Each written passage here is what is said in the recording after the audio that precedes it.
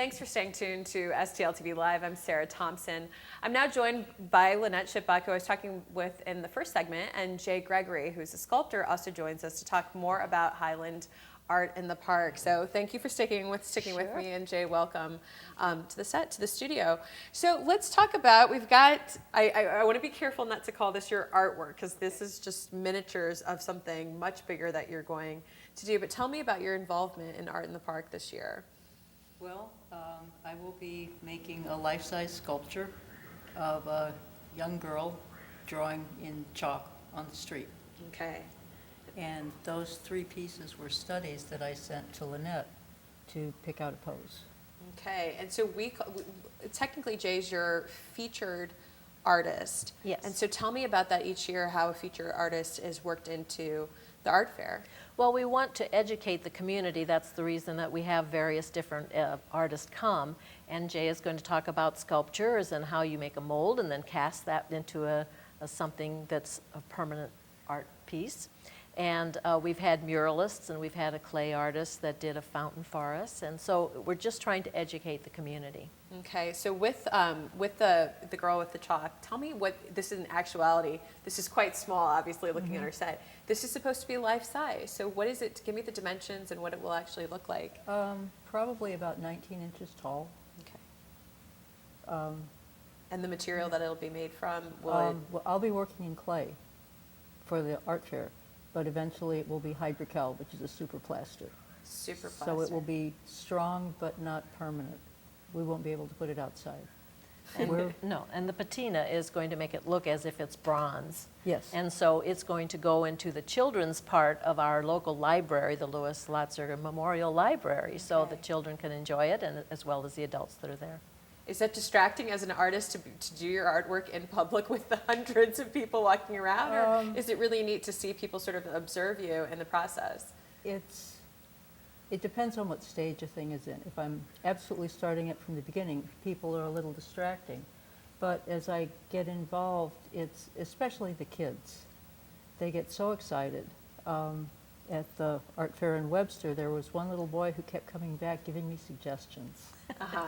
He was 6 or 7 years old. It was wonderful. But it was really nice to see them involved in caring about sculpture. And as a professional artist living in St. Louis and doing fairs in the St. Louis area, what do you love about art fairs, such as Art in the Park? What's that like for you as an artist? Demonstrating. I dislike being an exhibitor. Keeping a smile on for 2 days is difficult. But this is much more interactive. People come up and ask questions because they care.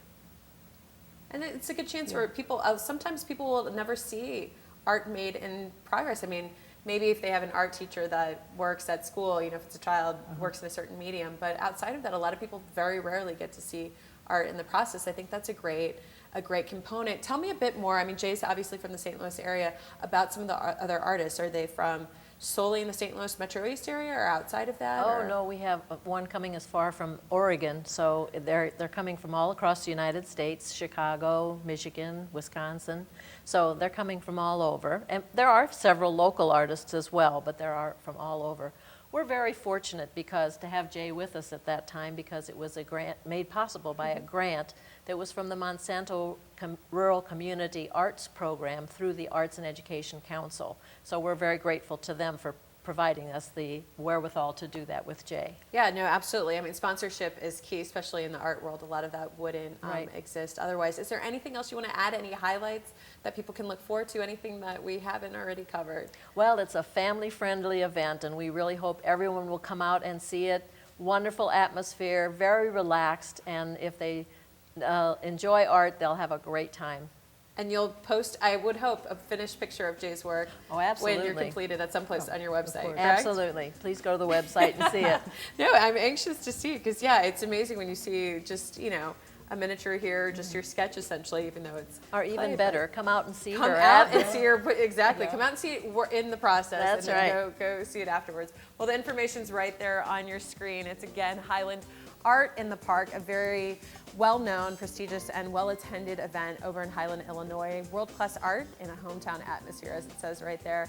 Saturday and Sunday, October 11th and 12th, 10 to 5 on Saturday, and 11 a.m. to 4 p.m. on Sunday in Lindendale Park, again in Highland, Illinois. For more information, go to highlandartscouncil.org. Is that right? Yeah, perfect. All right, great. Well, thank you so much for being here. Thank you for having Jaye, us. for joining us. Okay. All right, well, we're not done yet. There's more STL TV Live coming your way. We'll be right back after this.